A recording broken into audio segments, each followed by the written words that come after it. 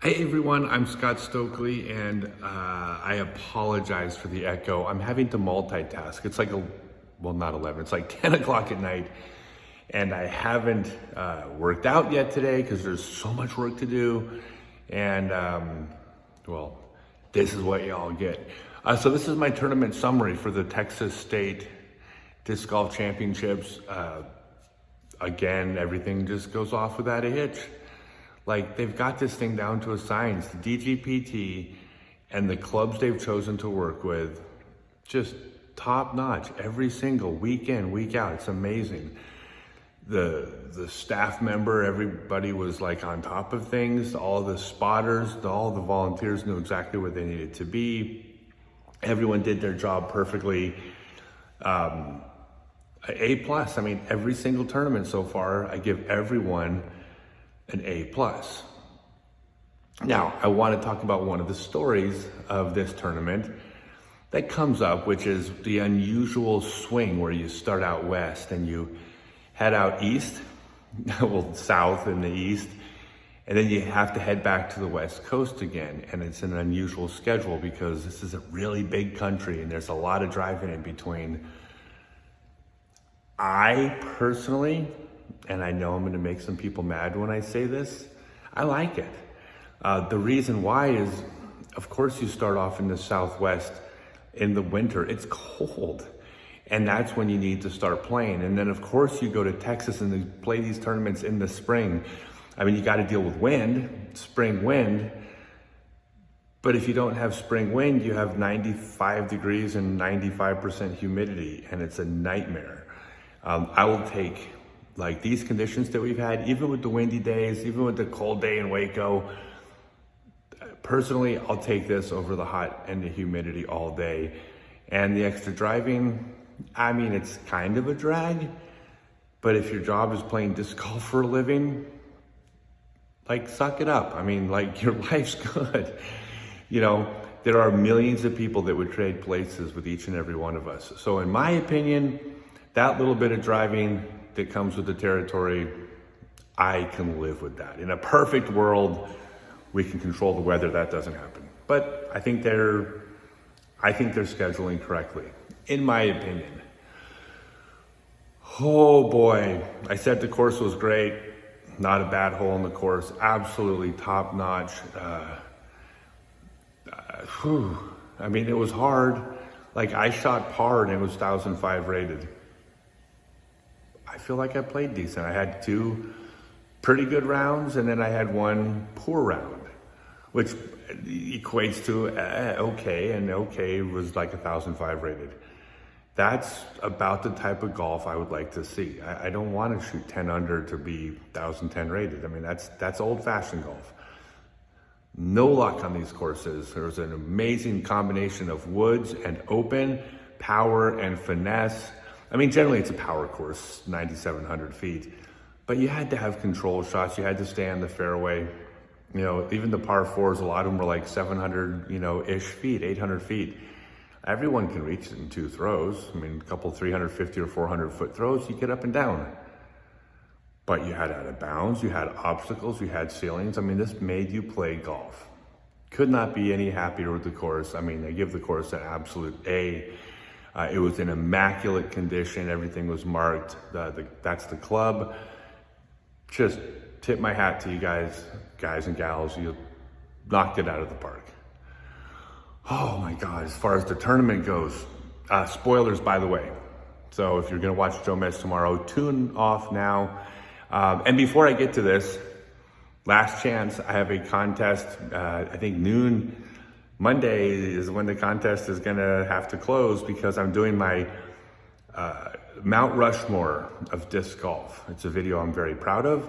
It's going to be up on this channel, and the contest is you can guess who my 4 picks are in the Mount Rushmore, and if you guess the most right, you'll get a copy of my book or ebook. That includes ties. So if a bunch of people pick all 4 right, or if nobody picks all 4 right, but a bunch of people get 3 right, y'all are gonna get a copy of the book. And I've been saying y'all for 3 weeks. Kind of happens when I get down to Texas. Just not on purpose, just it's the way it works down here. All right.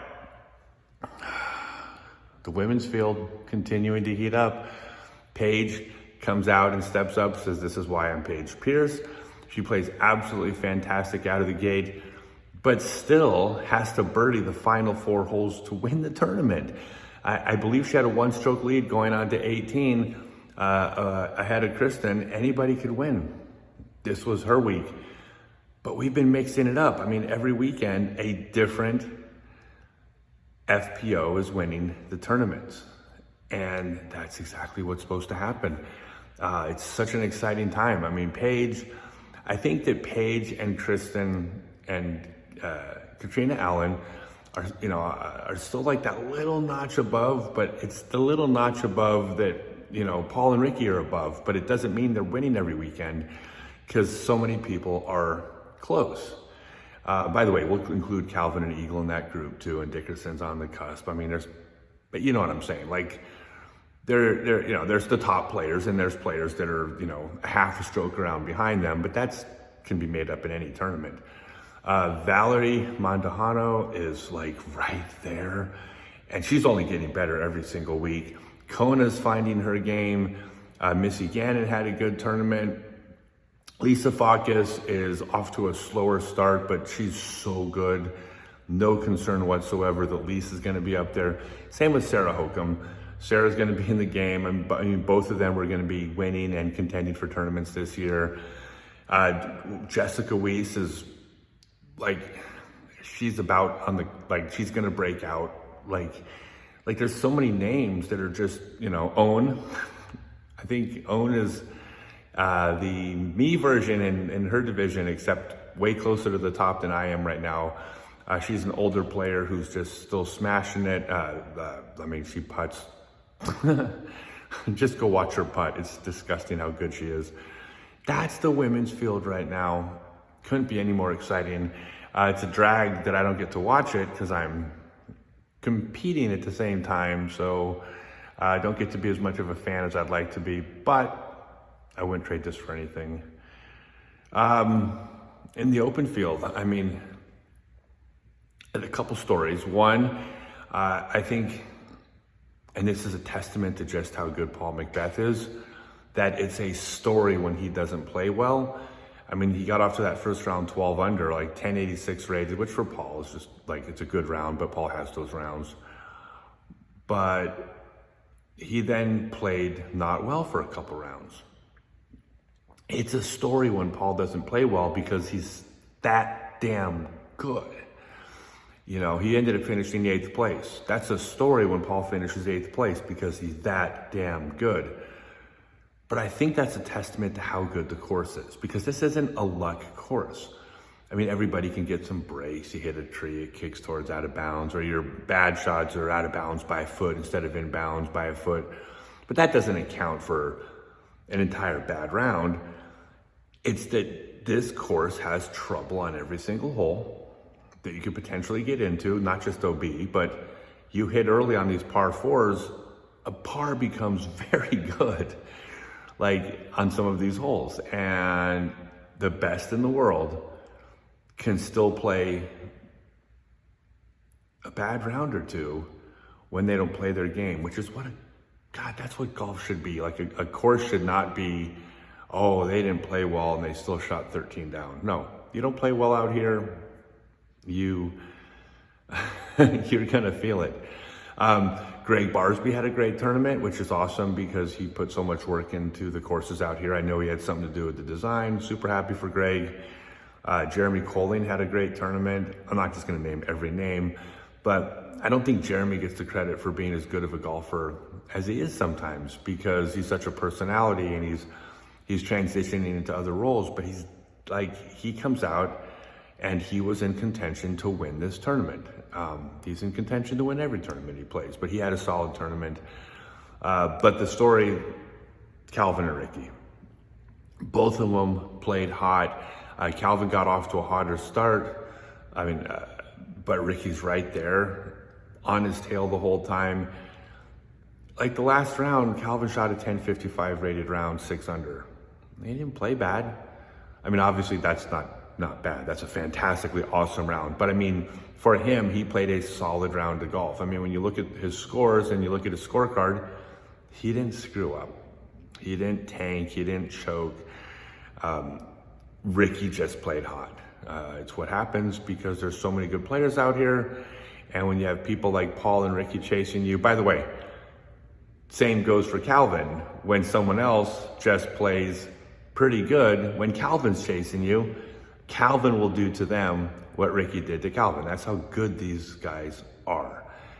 Like, you can't just play well. Like, you have to shred the whole time. It's just mind-boggling. So many good players, so like much talent. Like, you're not gonna have a tournament where nobody shreds. Like, Calvin shredded this tournament, and so did Ricky. And one of them shredded one stroke better than the other. They both birdied hole 18 at the end of the round. I mean, hole 18 is a tough par today. They both stepped up and birdie 18. So Calvin did everything he needed to do. Wasn't his weekend. He'll win tournaments this year, obviously.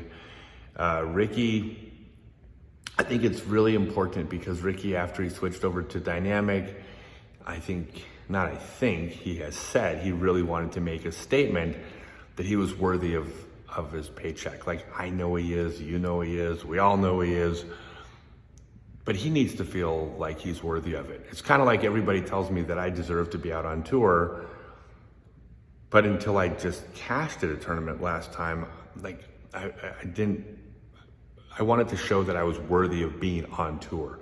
It's not the same thing as being worthy of this contract that he has. I mean, it's different, but up here, I think it's a similar mindset that Ricky's feeling. Like, he wants to feel like he deserves it and wants to show why he's got that. So I can totally understand how he's feeling. But Texas State knocks it out of the park. One final thought that's kind of funny about this, and I thought about this at Waco too. Both Texas State Disc Golf Championships and the tournament at Waco, I had completely forgotten and haven't even said a word about it, but I'm a past winner of these tournaments 25 or 26 years ago. I don't even know if that still counts. Maybe I think it gets erased after a certain number of years.